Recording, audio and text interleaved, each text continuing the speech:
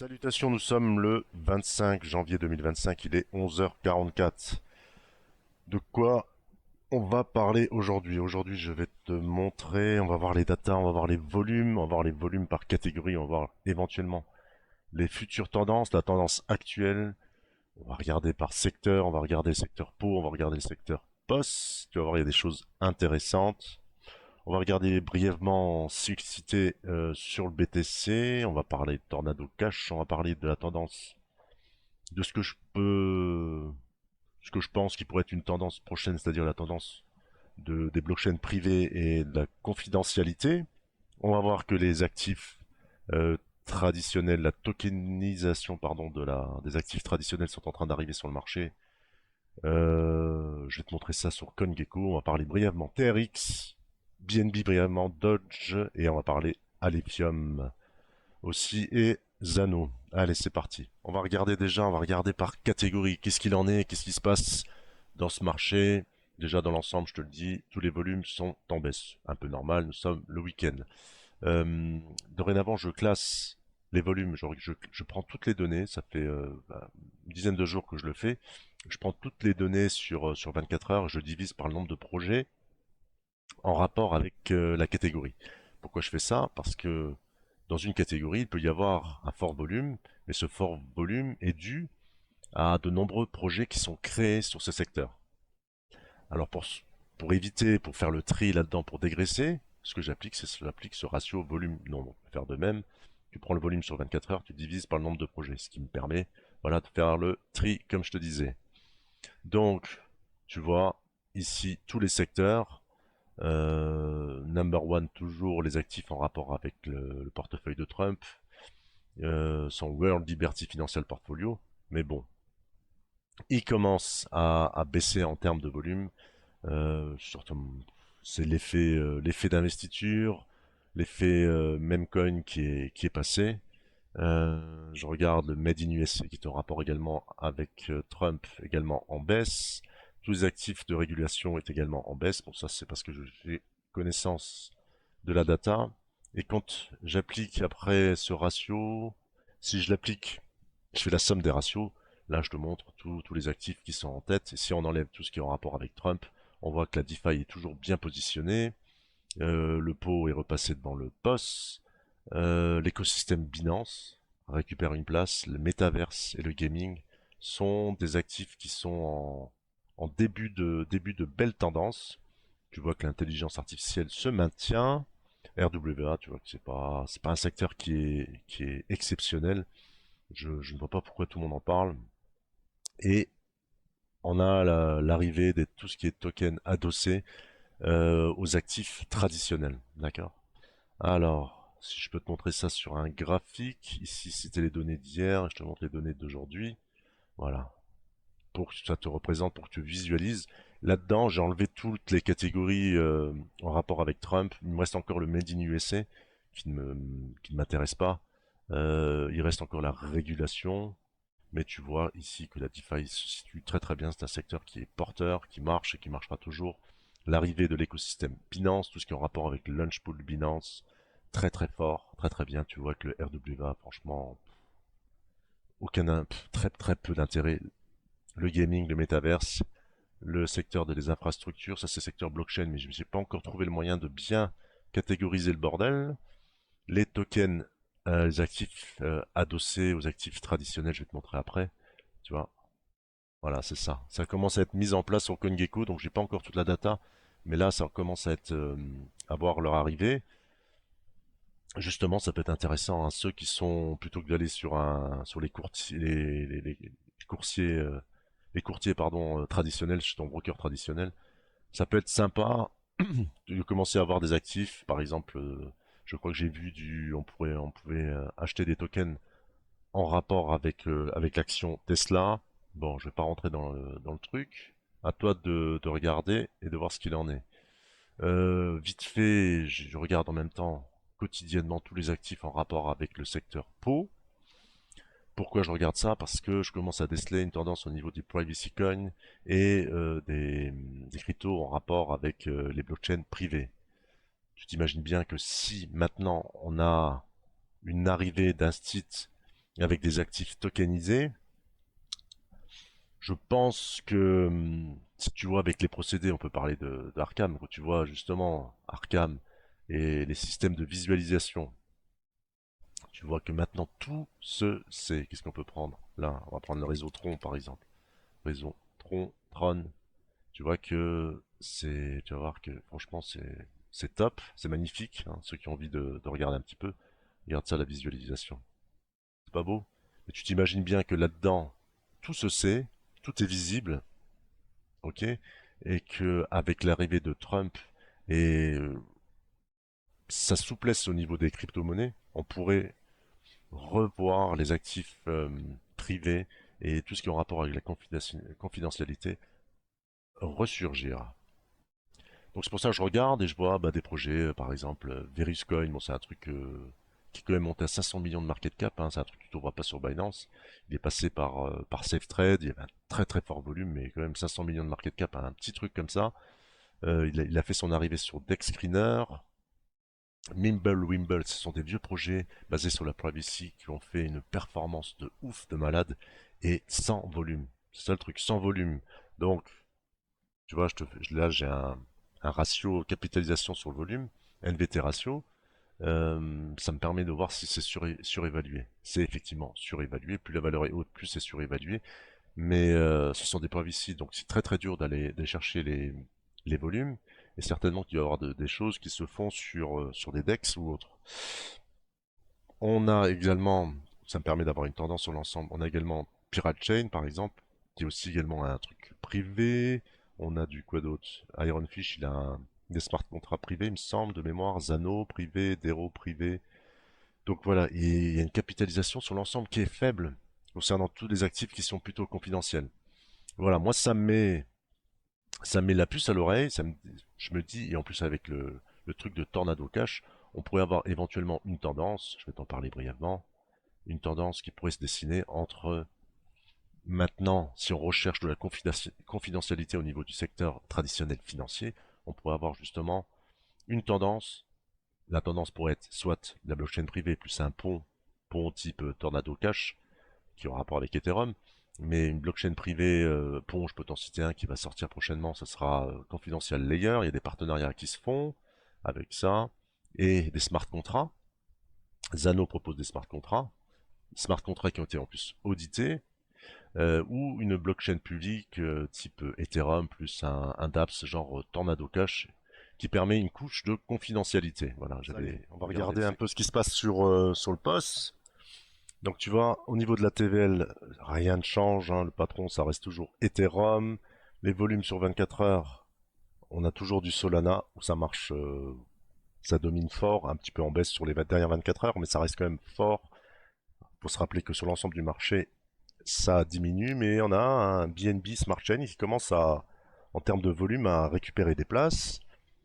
Au niveau de la dominance, de toute façon, ça reste toujours Ethereum, Solana, et si j'applique également un même ratio sur le volume, tu vois que BNB récupère des places, tu vois qu'on a un Tron qui se situe bien, et c'est surtout Polygon qui perd du classement en termes de volume.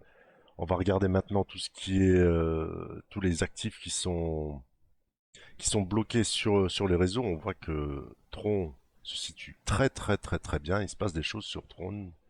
Franchement, ça m'intéresse. Et tu vois qu'après, si au niveau de la dominance, pourquoi je fais ça? Comme ça, je peux avoir la dominance par actif. Ça me permet de voir, par exemple, sur un réseau comme Tron, qui a quand même pas mal d'historique, qu'on a 135 projets et que ça reste pas énorme, mais je peux aller chercher vraiment d'où vient cette dominance. Si je la compare, par exemple, où est-ce que je peux trouver ça? Regarde ici, 4,44. Ça commence à bloquer sur le réseau Tron et éventuellement pour avoir un mouvement prochain. Donc à retenir, BNB, Tron, TRX, crypto, un tribunal américain annule les sanctions contre Tornado Cash. Je rappelle que Tornado Cash, c'est quoi? C'est un pont sur Ethereum pour permettre une couche de confidentialité sur le réseau Ethereum. Voilà pourquoi c'est super intéressant. La première chose qui a été faite, ça directement après l'arrivée de Trump. C'est un signal très très très très fort pour la confidentialité et l'intérêt qui est porté justement à la confidentialité, les blockchains privées, les monnaies confidentielles. Surtout et surtout les monnaies confidentielles, les blockchains privées avec une possibilité de smart contract. Donc, au point de vue technique, ça se résume à la technologie de preuve de travail plus du POS, donc un POW hybride. Voilà, on va pas rentrer dans le technique, mais c'était un truc très important et pourquoi je pense que cette tendance-là, et en tout cas la data et les projets, parce que quand je vois des trucs, est-ce que je peux revenir sur ces projets-là qui performent, mais en termes de prix, qui récupèrent des capitalisations de dingue sur des exchanges tout pourris, hein. Je vois un Mimble Wimble, un vieux truc, mais jamais de la vie j'aurais pensé. Sans volume. Bon là maintenant il a récupéré un petit peu de volume, mais si tu fais le ratio capitalisation au niveau du volume, c'est bon. Je rappelle hein, que c'est très très difficile d'avoir ça. Pareil, c'est un truc privé. Hein, c'est un projet crypto-monnaie confidentielle, monnaie confidentielle. C'est un vieux projet. Et je le vois, la performance, il est parti on pensait tous qu'il était mort, des 1, il a fait un fois 26, fois 30 quasi. Et sans volume, sans rien. D'où viennent ces volumes? Certainement sur des DEX ou autres, c'est très difficile. Bref, passons, moi c'est quelque chose qui m'intrigue et donc je m'y intéresse. On va regarder cycle BTC. On va juste faire un petit tour bref. Si tu es dans l'impatience, je vais te montrer ce qu'il en est. Regarde, les cycles précédents. Combien de temps on était dans cette phase d'incertitude sur les plus hauts avant à nouveau de péter sur Ethereum, c'est pareil hein, sur Total, sur la market cap Total. Donc regarde, on avait 40 jours, voilà 40 jours avant à nouveau de et encore là ça a peut-être duré un petit peu. Si regarde, si je décale un tout petit peu comme ça faisait 55 jours avant de nouveau faire un plus haut sur BTC et avant d'aller voir cette phase parabolique. Ici par exemple, on a eu une trentaine de jours, oh même un peu plus. Attends, on va voir vite fait. Comme ça, là, rapidement. On a eu 38 jours, voilà, 38 jours ici, là, tu vois, ça fait 37 jours qu'on attend. Et on voit bien ici que sur BTC, bon, je te rappelle ce range, voilà, c'est... Là, tu vois, ça commence à accumuler, à s'agglutiner juste en dessous du dernier plus haut.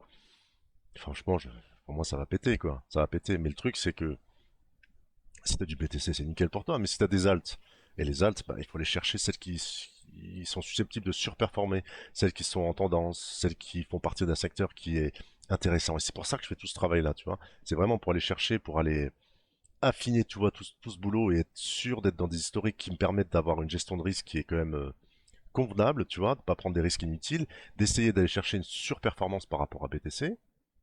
Voilà, et puis pas du jour au lendemain avoir son alcueil d'être divisé par deux. C'est ça le truc. Allez, on Attends, va. alors tornado cash, comment que ça se passe? On avait déjà ici, on est sur résistance, soit. Ok. Donc si tu t'es rentré là, bah écoute, tu prends un TP, mais qui est-ce qui est rentré là? Il y avait une news quand même qui est sortie et complètement zappée. Une bonne news à ce propos, on a eu cette mèche, cette bougie d'impulsion. Donc là, en même temps, on va voir la technique de l'impulsion.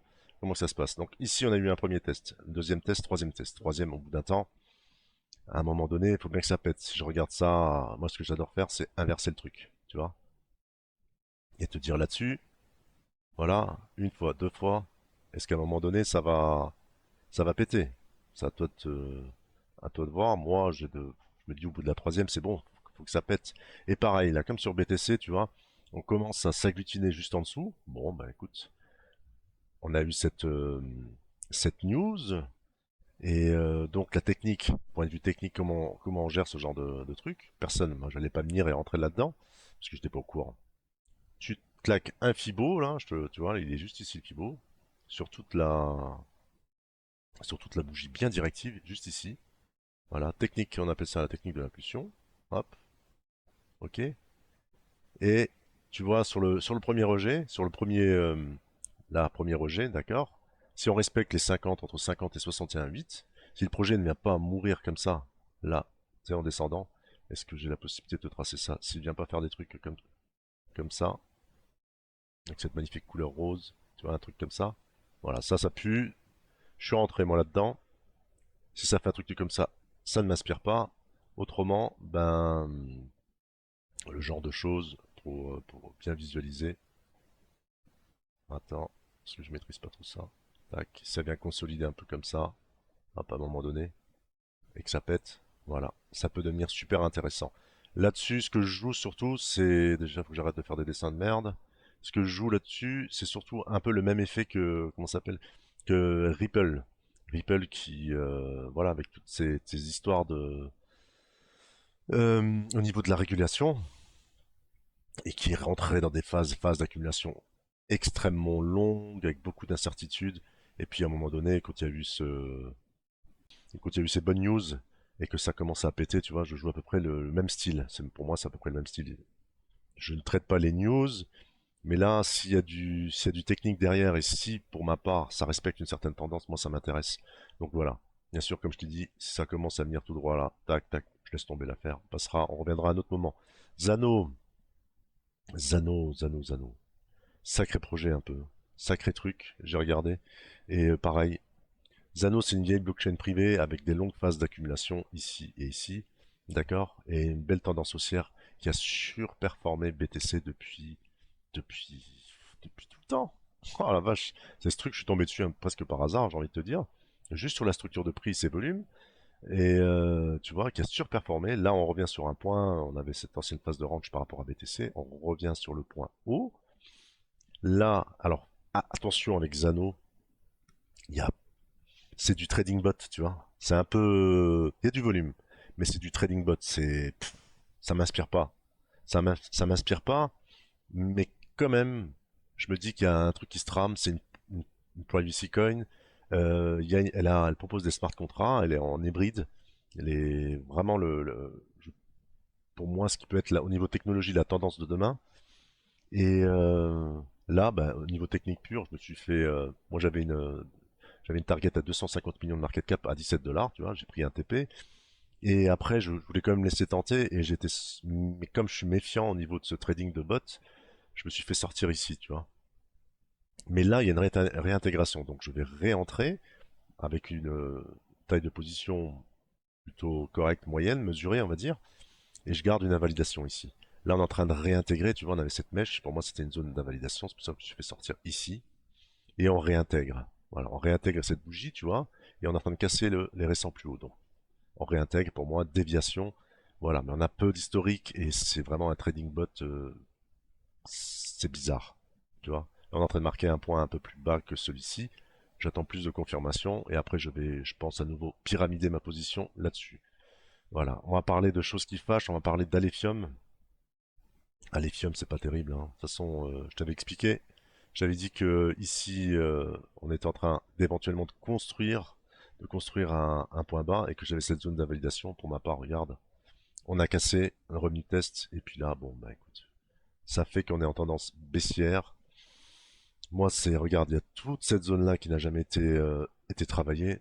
Pour moi, c'est fini. Je suis sorti complet d'Alephium. Regarde, et là, on peut maintenant voir qu'on a ce genre de canal baissier, donc ça peut très bien. La zone, je vais quand même jouer sur la volate si volate il y a ou il y aura. Et j'ai cette zone ici autour des 0,4, voire entre 0,4 et 0,7. Très difficile étant donné qu'on a très peu travaillé là. Tu vois, on a eu cette phase très très peu difficile.